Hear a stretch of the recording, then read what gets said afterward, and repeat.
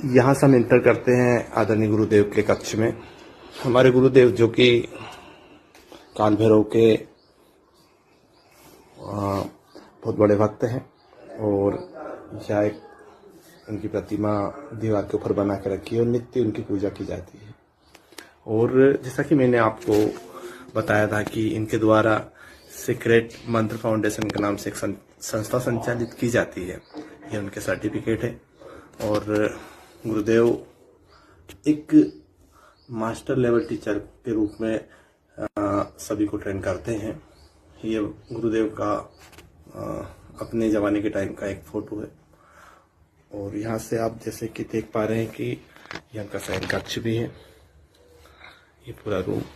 और ये हमारे देवी स्वरूप माताराम, आपके चरणों में मेरा कोटि कोटि प्रणाम माताराम। जैसा कि मैं आपको बताना चाहूँगा कि जब से मैं आया हूँ एक पुत्र की भांति ये खाओ, चाय पियो, नहा लीजिए, आराम कीजिए, इस तरह से इन्होंने मेरी देखभाल की है।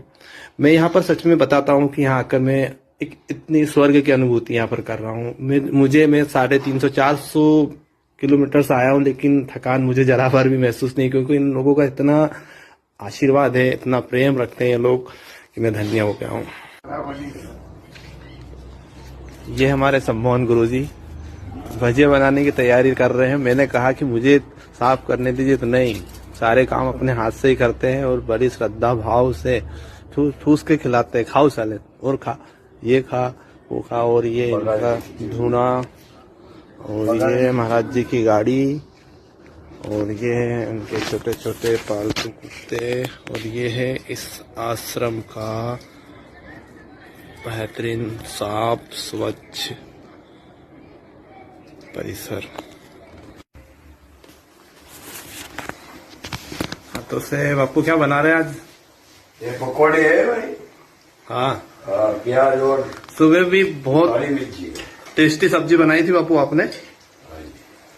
हम खुद बना के खाते हैं जी, प्रेम से बनाते। बाजार की आपके हाथ का स्वाद हमेशा याद रहेगा बापू। लेकिन अपने बाजार की खाते नहीं, क्योंकि अपने तो खप्पड़ में खाने वाले साधु हुए। जी, तो आप खप्पर में खाते हैं हमेशा? ये तो पता ही ना आपको। जी जी जी, जय केदारी। 16 बरस हो गए जी, जय केदारी।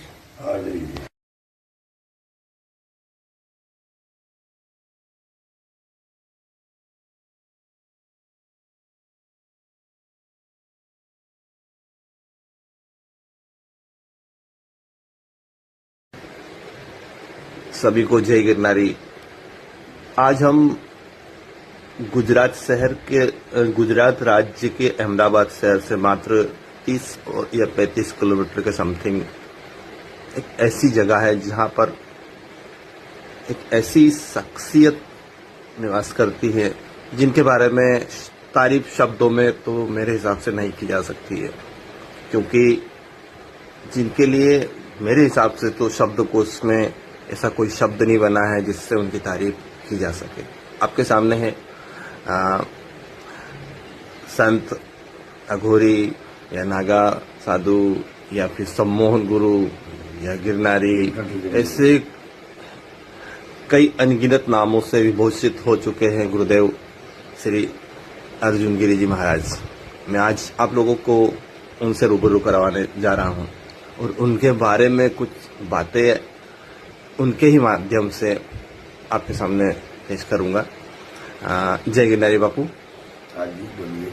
बापू, सुना है कि आप हिप्नोटाइज के मास्टर है। मास्टर मतलब प्रोफेसर से भी बड़े कह सकते हैं आपको, तो आप थोड़ा सा बताएंगे कि ये क्या है? उसमें ऐसा है कि अपने जो ये उसमें जो हम विधि जो सीखे उसमें साइंस है। बाद में जो ये ब्रह्मांड की शक्ति है, जो ब्रह्मांड में ऐसा है कि मानो कि बहुत ऊर्जाओं होती है, तो वो ऊर्जाओं को आप कैसे पहचान देते हो? तो ये ऊर्जाओं को अपने कॉलिंग करते हैं हम, और कैसी ऊर्जा चाहिए वो हम उसका राज जानते हैं, वही ऊर्जा आ सकती है। और बाद में किसी को जो हीलिंग करना है, कोई भी प्रकार की जो बीमारी होती है, यानी एसिडिटी होती है, गैस की जो बीमारी होती है, यानी डायबिटीज की बीमारी होती, कोई भी प्रकार की यानी तमाम प्रकार की जो अपने बीमारियां होती है, तो उसमें हम थेरापी करके उसको अच्छी तरह से ऐसी एनर्जी देके उसको आराम कर सकते हैं। 70 से 80% एक अपने थेरापी करने में हो जाता है, बाद में 2-3 बार करते हैं हीलिंग, तो उसमें अच्छी तरह से आराम हो जाता है। क्योंकि एक अपने भारतवर्ष की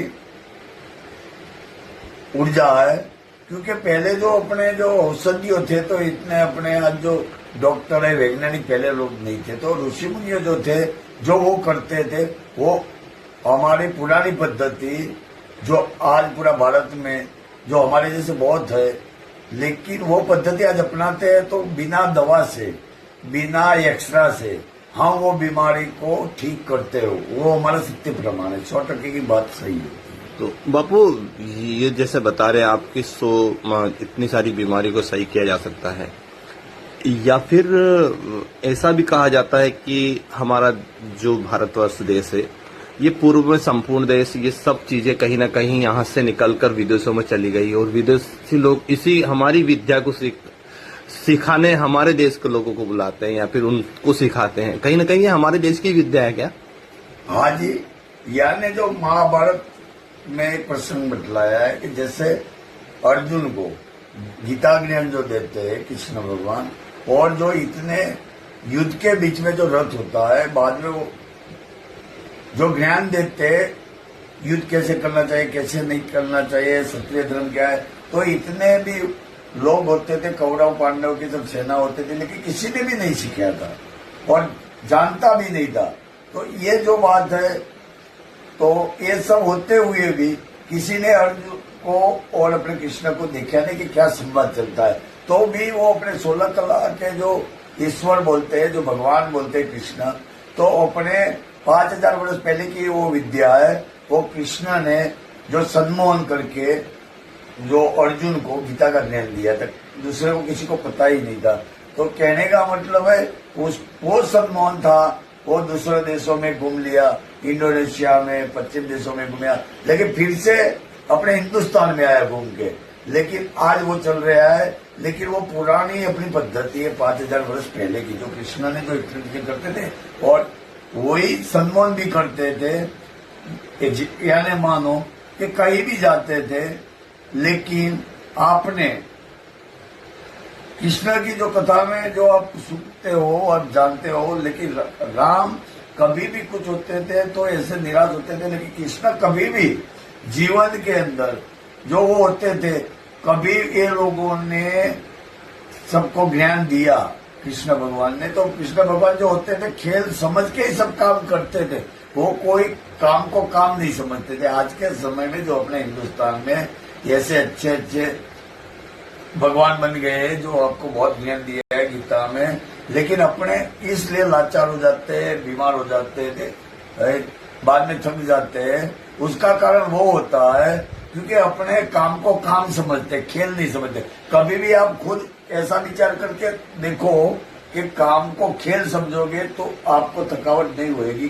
कहने का मतलब जो बच्चा होता है हर दिन दौड़ दौड़ करता है, लेकिन वो थकता नहीं है, क्योंकि वो काम नहीं समझता है, वो अपने खेल समझता है। लेकिन ऐसे बच्चे जो होता है, जो वो समझता है हिसाब करो तो आपको थकावट नहीं लगेगी। इसलिए जीवन में कोई भी काम करने से पहले आप उसको खेल समझो, जैसे कृष्ण भगवान ने बतलाया था और वो जानते थे, वो खेल ही करते थे, कभी काम नहीं समझे। अपने आज काम कर समझते हैं, करते हैं काम। तो कहने का मतलब इसलिए अपने थकते हैं और हजारों बीमारियां इसलिए लगी हुई है क्योंकि थकावट आप मानसिक रूप से भी होते हैं, शरीर रूप से होते हैं।